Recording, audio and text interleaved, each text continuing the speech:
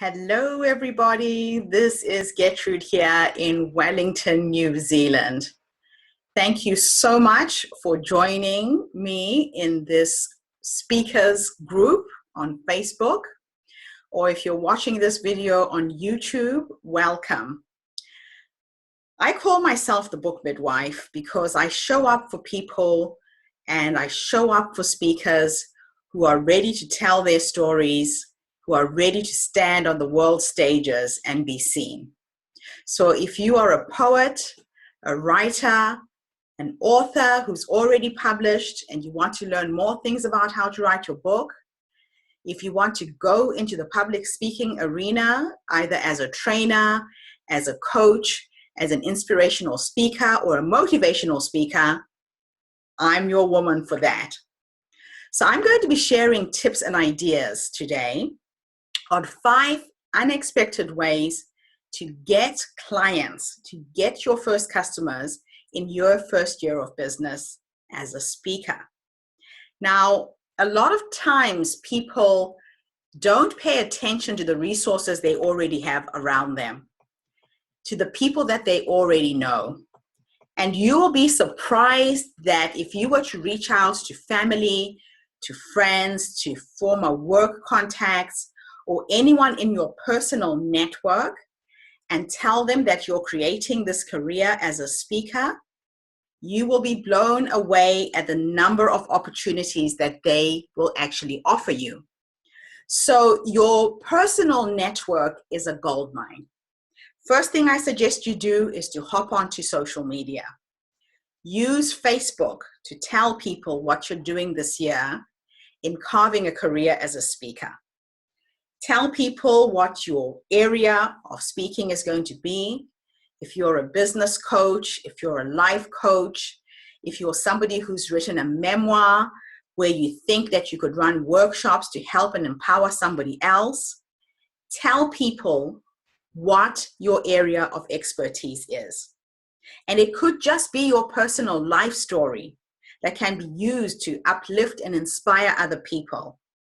A lot of my content is based around women and women's issues.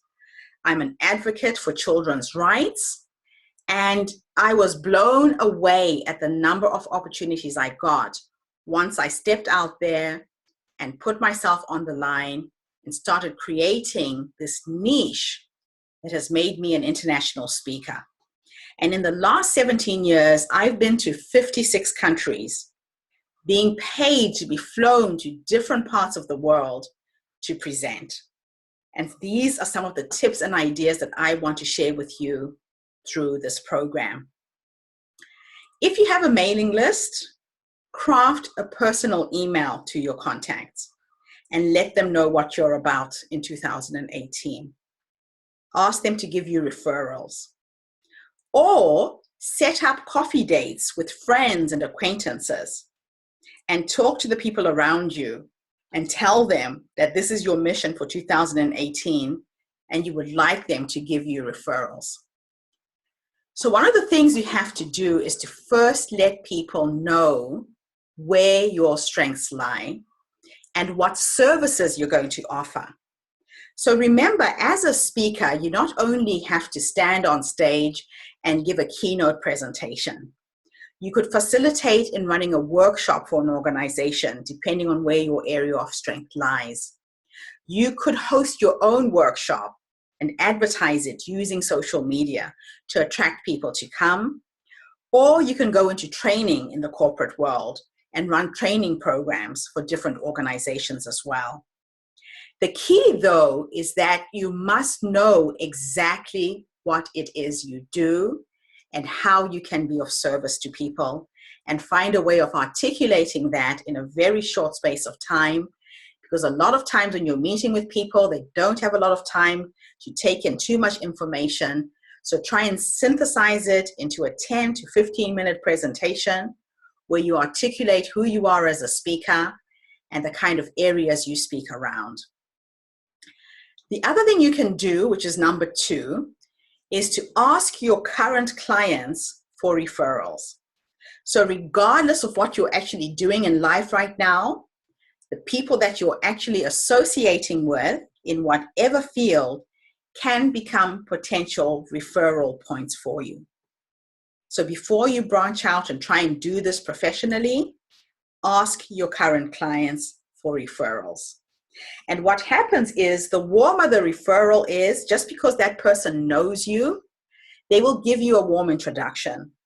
So say to them, look, can you do an introduction for me with anybody you know who might be looking for speakers this year? And then as soon as they make that introduction, follow up and contact that person immediately. The next thing you can try and do is to provide plenty of value to your potential future clients. Now, you can do this in a number of ways. I've always mentioned that Facebook and social media has literally flattened the world for us. You can reach thousands of people all over the world through Facebook groups and through social media. So what I've done in Facebook is I join groups that have an interest in what I have an interest in. So for example, if I wanted to go out and give a presentation about advocating for children's rights or advocating for women's rights, I join groups that have anything to do with children and anything to do with women. It's amazing how many groups you'll find on Facebook. And the way you need to interact within these Facebook groups is to create personal connections by paying attention to what other people in the group are saying. For example, sometimes if somebody posts a question in the group, you can jump in and answer the question and share your knowledge and actually help somebody with the knowledge that you already have. It not only shows the value that you give, but it's all about not just taking from people within the group, but giving first. And the rule is give, give, give 3 times and then get. That is the best approach to anything you're going to do in business and anything you're going to do in life. Make it a habit that you cement it in your way of being as a contributor, somebody who gives valuable information. And you can build a very good reputation just from that. The other thing you can do within these groups is to do a keyword search within the group. So for example, if you are a speaker around health issues, just put in the keyword search health professionals, and it will pull out everybody in the group who is in that area. And then reach out to them and say, you know what, by the way, I'm a speaker. My focus is around mental health. And I'm just wondering if you could give me some referrals, if you know any organizations where I can pitch myself as a speaker. So be really creative about that as well. It's really, really easy when you're within a group to connect with the members in that group. And eventually what happens is, especially if you start answering questions and having dialogues with people within the group, it shows that you're an authority in your field, and then you become the go-to person for providing that particular service to speak in that particular area. The next thing you need to do is to cultivate relationships with other service providers in your field. Now, a lot of people think that this is very counterproductive because you are talking to people who are your potential competitors, for example. But it all depends on how you go about approaching these people. Sometimes I found that I could talk to another speaker and say, you know what, I'm so desperate to get some speaking engagements. Can you, give me some referrals?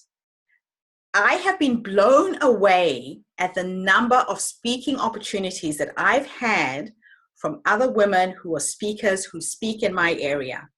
For example, they will say, you know what, Gertrude, I heard about this opportunity.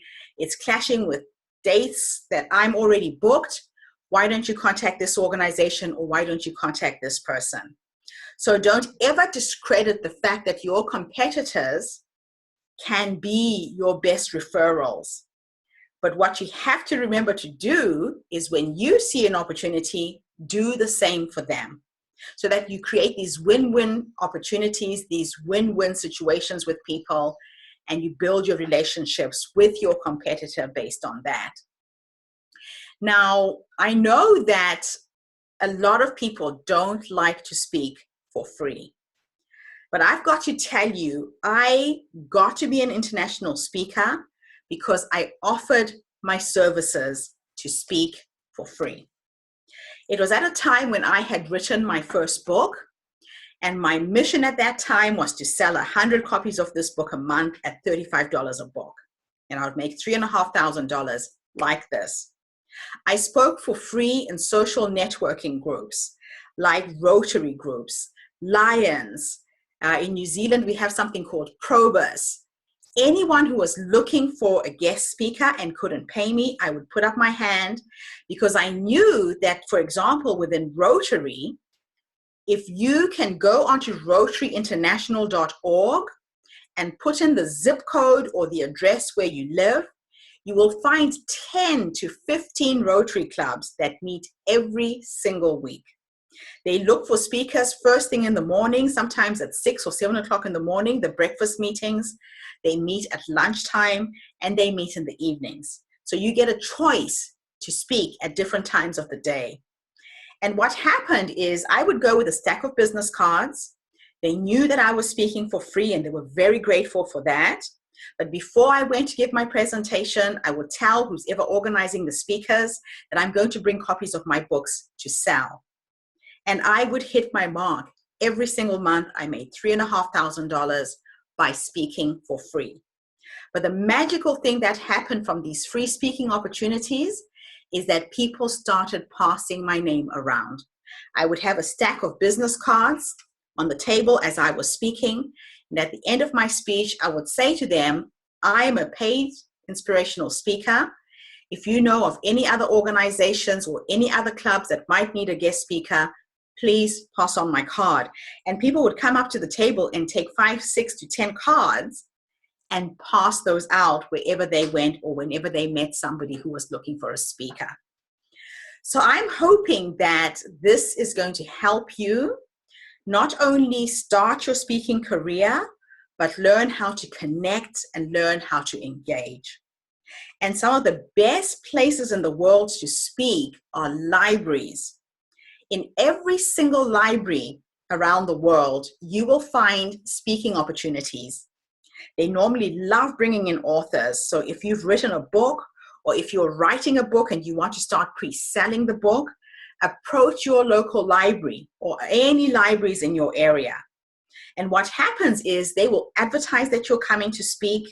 They will give you space to run a workshop within the library after your presentation. They will support you. They will market. They will advertise. And most libraries are connected to the town councils.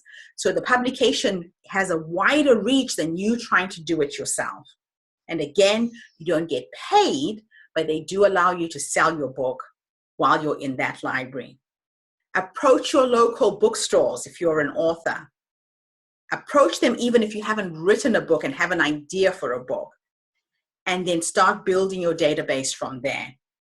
So I hope that this has given you a few ideas on how you can start your business in the most unexpected ways and get your first clients to start your speaking business in 2018. So this is Gertrude Mache here in Wellington, New Zealand. If you would like to contact me, my email is gertrudemache@gmail.com. Send me an email. I'll put you on my subscription list so you can get more of these kind of videos that can help you build your business as a speaker in 2018. So thank you so much for tuning in. Contact me anytime. Bye for now.